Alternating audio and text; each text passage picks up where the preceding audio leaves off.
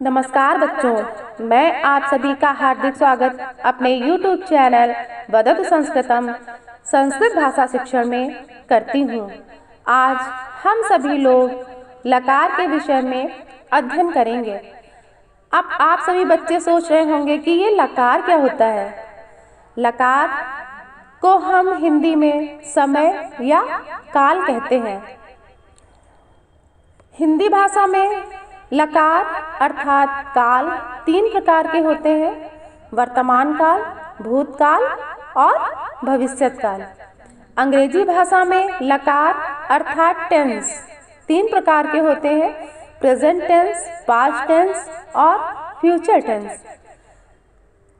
संस्कृत में लकार इसलिए कहा गया है कि क्योंकि जितने भी ये लकार चालू हुए हैं ये ला वर्ण से चालू हुए हैं, इसलिए ये लकार के नाम से जाने जाते हैं। संस्कृत भाषा हमारी एक ऐसी भाषा है जिसमें 10 लकार होते हैं। कौन कौन से 10 लकार हैं वो मैं आपको बताती हूँ।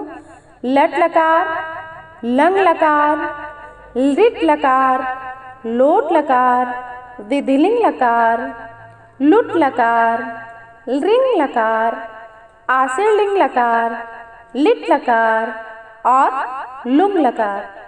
लेकिन इन 10 लकारों का अध्ययन जब हम कक्षा 10 के बाद जाएंगे तब अध्ययन करेंगे।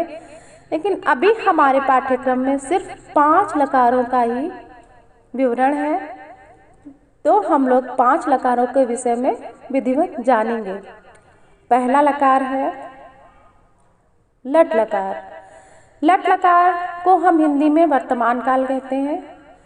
वर्तमान काल जिस कार्य को हम वर्तमान में कर रहे हैं वह कार्य हमारा लट लकार के अंतर्गत आएगा। जैसे मैं जाता हूँ, अहं गच्छामि। वह पढ़ता है, सः पठति। वह खाता है, सः खादति। ता है, ती है, ते है, यह लगा होता है लट लकार के अंतर्गत आता है।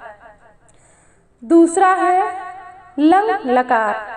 लंग लकार को हम हिंदी में भूतकाल कहते हैं। जो कार्य हमारा बीत चुका है वह भूतकाल के अंतर्गत आता है। जैसे मैंने खाना खाया, यानी मैं खाना खा चुकी हूँ, यह कार्य मेरा हो चुका है, तो यह हमारा भूतकाल के अंतर्गत आया। मैं विद्यालय गई, मैं विद्यालय गई, यह मेरा कार्य क्या हुआ है, बीत चुका है, तो यह लंग लकार अर्थात भूतकाल के अंतर्गत आता है। तीसरा लकार है लिट लकार या भविष्यत काल।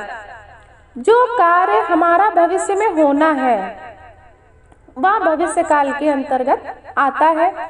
जैसे कमला पुस्तक पढ़ेगी, मतलब कमला अभी पुस्तक पढ़ेगी, अभी उसने पढ़ी नहीं है पुस्तक, वो आगे भी पढ़ेगी, तो क्या है, ये भविष्य काल के अंतर्गत आता है। मैं विद्यालय जाऊंगा, अभी मैं विद्यालय गया नहीं हूँ लेकिन मैं जाऊंगा, ये मैं भविष्य काल के अंतर्गत आता है। मैं खाना खाऊंगा, यानी अभी मैंने खाना खाया नहीं है, खाना खाऊंगा, तो ये हमारा भविष्य काल के अंतर्गत आता है। चौथा लकार है हमारा लोट लकार, आदेश या अनुज्ञा। हम किसी को आदेश देते हैं वो हमारा लोट लकार के अंतर्गत आता है। जैसे तुम घर जाओ, तुम खाना खाओ, तुम घर जाओ, तुम खाना खाओ, ये हम क्या कर रहे हैं, आदेश दे रहे हैं, तो ये हमारा लोट लकार आदेश के अंतर्गत आएगा। पांचवा लकार है हमारा विधिलिंग लकार। इसका उपयोग हम चाहिए के अर्थ में करते हैं। जैसे तुम्हें सत्य बोलना चाहिए, तुम्हें सत्य बोलना चाहिए, या सत्य बोलना चाहिए, प्रिय बोलना चाहिए। सत्यम ब्रूयात, प्रियम ब्रूयात। यह हमारे 5 लकार हैं।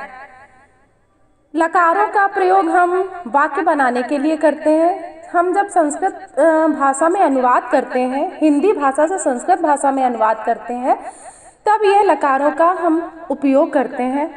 और लकारों का उपयोग हम धातुओं में ही करते हैं। धातु जैसे क्रियाएं, पढ़ना, लिखना, गाना, सोना, हंसना, खेलना, ये सब क्रियाएं हैं, संस्कृत में धातुएं कहलाती हैं। इन लकारों का उपयोग हम धातुओं में करते हैं। आगे